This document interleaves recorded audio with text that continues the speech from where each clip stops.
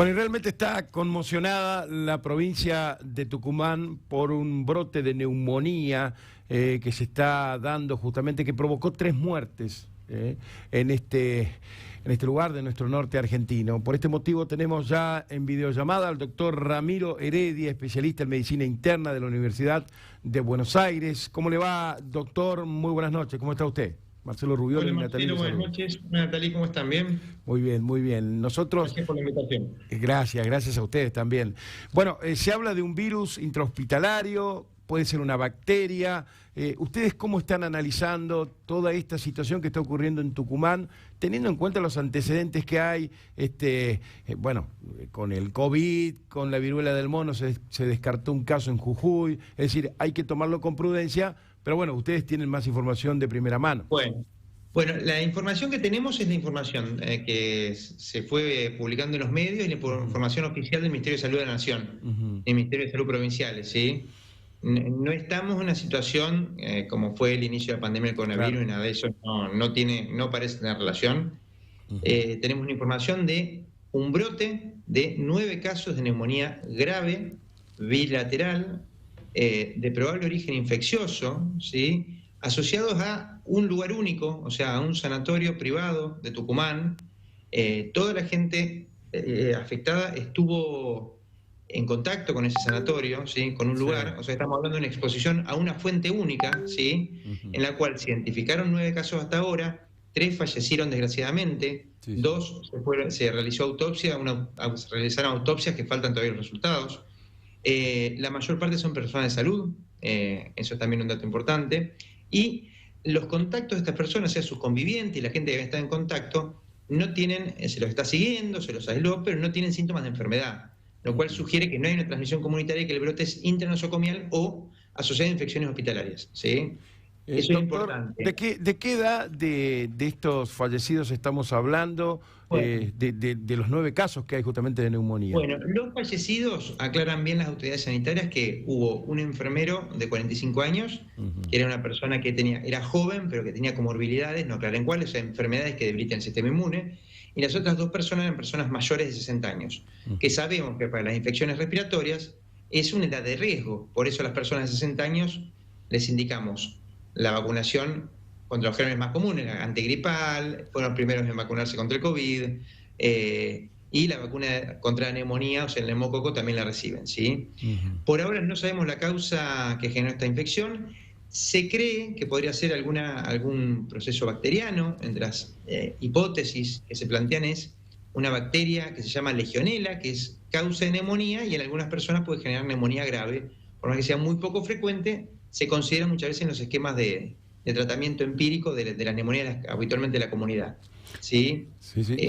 Doctor, le hago una pregunta. Usted sabe que soy de la Guardia Vieja, y mi papá, con 70 años, falleció de un virus intrahospitalario aquí en la ciudad de Resistencia, en un sanatorio local.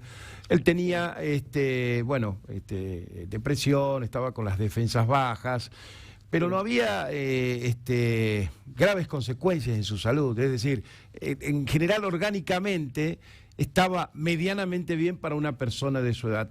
Este tipo de casos, de alguna manera, y esto por ahí sin hablar mal de los sanatorios y de los centros de salud, pero es frecuente que se den en determinada cantidad de tiempo, en determinados meses, varias muertes por neumonía en zonas de terapia, en zonas de mucho riesgo. Bien, a ver, acá estamos hablando por ahí de un caso, un brote atípico, claro, no frecuente, y de no infecciones intranosocomiales como nosotros las entendemos habitualmente, ¿sí? Sabemos que una persona cuando se interna por una cuestión clínica, obviamente una persona que está internada debe estar internada por una indicación clínica, seguro, ¿sí? Que esté pasando algo que merite una internación. Sí.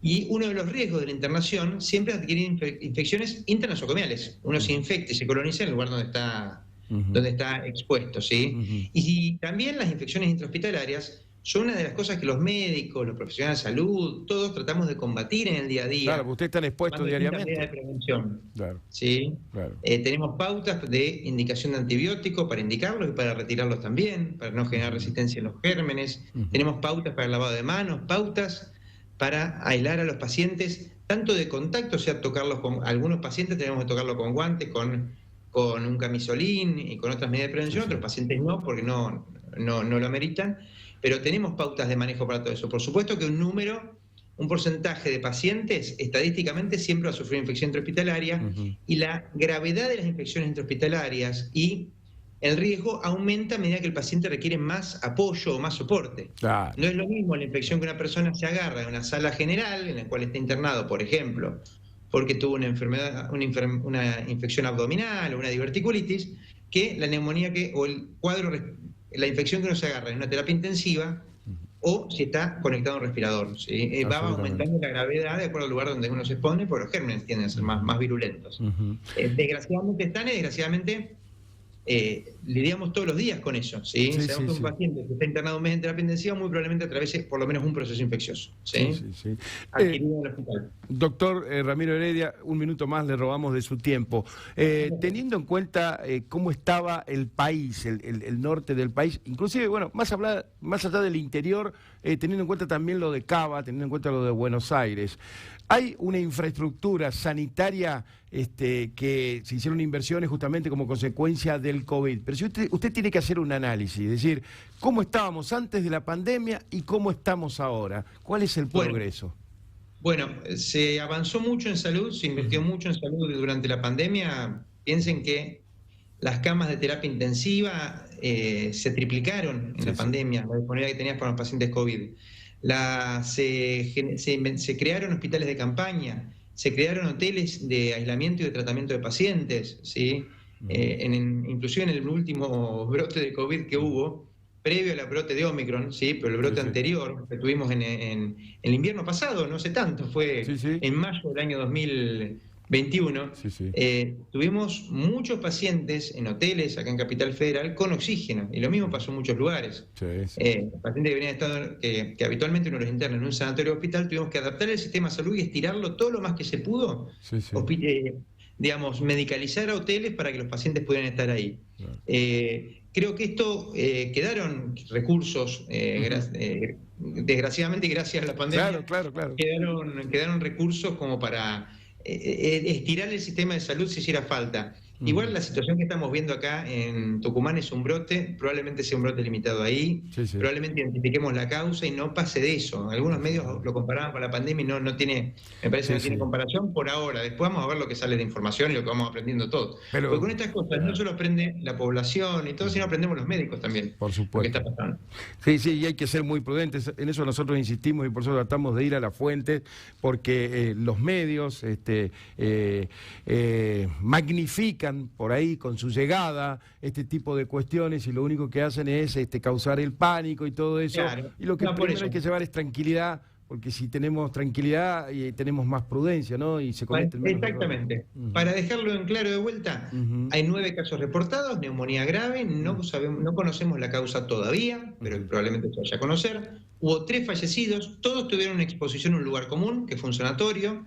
Y no parece haber transmisión comunitaria. Es otro dato importante, no parece que haya transmisión a sus hogares, por ejemplo. En los hogares de los infectados.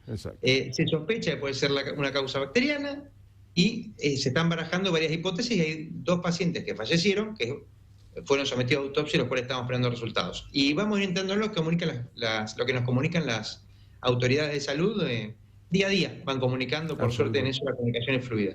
Un gran abrazo, doctor Ramiro Heredia, de parte de todo este norte argentino, norte grande federal, y muchas gracias por su gentileza, su amabilidad y su didáctica para explicar todo esto, porque le estamos llevando mucha tranquilidad a la gente.